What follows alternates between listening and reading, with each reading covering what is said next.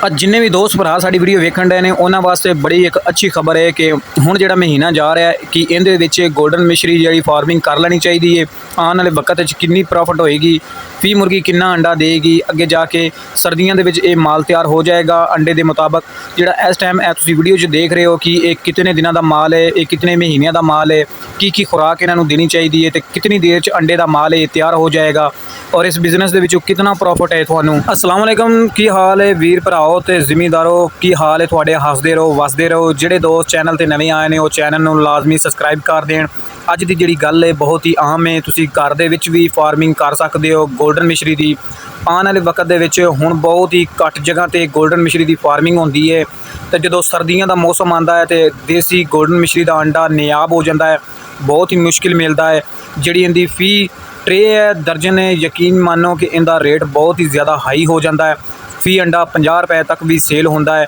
तो हुण असीं गल करने हैं कि यह जिहड़ी तुसीं वीडियो दे विच वेख रहे हो ये माल किन्ने दिनां दा है। हुण जरा गल्लां सुन लो कन्न खोल के, तो गल्लां बहुत ही आम नेगियां जिहड़ियां तुहानूं दस्सण लगे हैं।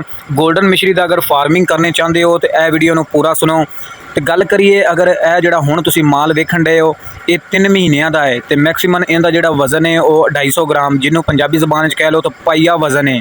तो हुण इहदी गल करिए कि इहदा जिहड़ा फी किलो का रेट है वो कितना होंदा है। इस टाइम गर्मियों के सीजन के इदां दा माल तुहानूं मुनासिब रेट ते मिल जाता है, तो ये 3 महीनों तो बाद ये माल जिहड़ा अंडे वास्ते तैयार हो जाता है। तो हुण इहदे रेट की गल करिए तो मार्केट दे विच 1000 तो लैके 1200 तो 1500 के दरम्यान इहदा रेट हैगा। जिंदे विच अगर वज़न की गल करिए तो वज़न के हिसाब नाल ही चीज़ का रेट होंदा है। तो ये इस टाइम 250 ग्राम यानी पाइए के वज़न के रेट के मुताबिक ने। तो पाइए दे विच मैक्सीमम जिहड़े 4 चूजे ने मुर्गियां मुर्गे ये चढ़ जाते हैं। तो अंडे तो बाद तुसीं इहनूं अच्छे रेट दे विच सेल कर सकते हो, मार्केट दे विच गोश्त लई इस्तेमाल हो जाएगा, वो भी थोड़ी प्रॉफिट है। जिहड़ा अंडा तुसीं वेच लेना वो भी थोड़ी प्रॉफिट है। सर्दी दे विच बहुत ही अंडे की किल्लत होंदी है, तो उहदे विच हुण इहदी गल करिए कि तुसीं कितना चूजा पालो तो उहदे विच जाके तुहानूं कुछ मुनाफा होएगा। अगर तुहाडी इन्नी कैपेसिटी है कि तुसीं 500 तो 1000 चूजा पाल सकते हो तो उन्ना क पाल लो, नहीं तो 100-200 भी तुसीं पाल के ते अच्छी फार्मिंग स्टार्ट कर सकते हो। तो गल करिए कि ये जिहड़ा फी चूजा है ये छोटा जिहड़ा है वो तुहानूं 20 तो 50 रुपए के दरम्यान मिल जाता है। तो हुण इहदी जिहड़ी खुराक की गल करिए तो तुसीं इहनूं देसी खुराक भी तैयार करके दे सकते हो। इस टाइम जिहड़ा कणक का रेट है बहुत ही घट है, मकई का भी घट रेट है। मकई तो गंदम बाजरा ज्वार इन्हां चीज़ों की सारा मिक्सिंग करके तो जिहड़ी इन्हां दी फीड है वो तैयार की जाती है। तुसीं अगर कहो तो इन्हां नूं तुसीं कुछ भी पा सकते हो, क्योंकि ये देसी फार्मिंग होंदी है।